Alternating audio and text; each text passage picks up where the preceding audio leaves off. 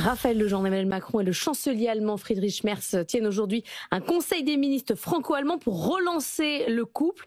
Il y a toujours des sujets de tension qui sont nombreux. Comme dans tous les couples, Laure, effectivement, le couple franco-allemand, il faut d'abord rappeler qu'il n'y a qu'en français qu'on parle de couple franco-allemand. Les Allemands sont beaucoup plus pragmatiques. Par contre, le moteur économique franco-allemand est lui absolument indispensable à l'économie européenne. L'Allemagne, c'est 30% du PIB européen, la France, c'est 20%. Ensemble, on représente la moitié de l'économie de la zone euro. Et quand on se met à pousser dans la même direction, en général, ça déroule. Et il y en a grand besoin, car comme l'a alerté encore une fois, une énième fois, Mario Draghi, c'était la semaine dernière à Rimini, l'illusion que notre marché de 450 millions de consommateurs apporterait par lui-même puissance géopolitique et levier dans les relations commerciales, eh bien cette illusion est morte cette année avec les négociations commerciales avec les États-Unis notamment. Il est donc grand temps de réagir. Oui, parce que jusqu'ici, on a montré que tout le monde avait bien lu les 800 pages du rapport Draghi et le rapport Letta, mais il ne s'est pas passé grand-chose. Il ne s'est rien passé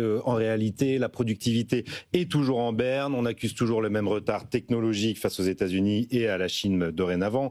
Nos dépendances stratégiques sur l'énergie, la défense, les matières premières demeurent. Et aujourd'hui, l'Europe est au pied du mur. Et donc l'ambition de ce Conseil, c'est ce qu'on nous vante du côté de l'Elysée, c'est de donner une impulsion franco-allemande pour accéder à l'agenda de compétitivité et de souveraineté. Vous savez qu'Emmanuel Macron le pousse depuis le discours de Versailles. Il y en a grand besoin. C'est écrit noir sur blanc dans le brief de l'Elysée, il faut solder les contentieux. Oui, alors ils sont nombreux, les contentieux, effectivement.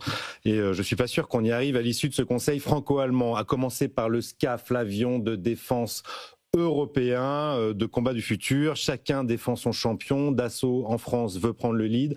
En Allemagne, c'est Airbus Défense avec les Espagnols qui refusent et qui jouent leur carte également. Le ministre de la Défense Pistorius hier a encore rappelé qu'il fallait prendre des décisions rapides. Je ne pense pas qu'on les ait d'ici la fin de l'année.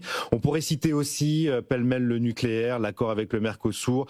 Bien sûr, la question centrale de l'endettement commun, des questions qui seront très difficiles de traiter d'ici la présidentielle, d'ici 2027, si ce n'est peut-être la neutralité technologique sur le nucléaire où ça avance, et sur le Mercosur, car la France est extrêmement isolée en Europe sur ce point-là.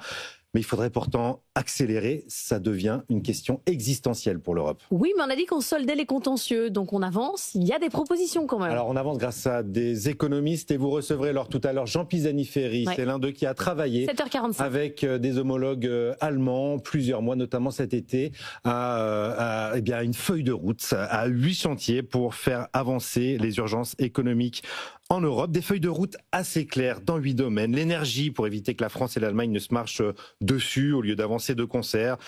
Pour une DARPA franco-allemande, pour lancer des innovations de rupture.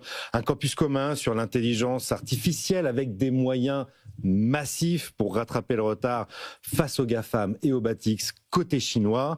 Évidemment, la mise en place d'une union des marchés de capitaux pour doper le financement de nos entreprises. On en parle depuis des années. On va pas tous les citer. Ce ne sont là que quelques exemples, mais il y a un avertissement très clair, et Jean Pisani m'en parlait hier, il faudra aller très vite, car en France, à partir de l'été 2026, il ne se passera plus rien. La campagne présidentielle va reprendre le dessus. Ou à partir du 8 septembre 2025. Il nous reste donc que quelques mois seulement pour accélérer.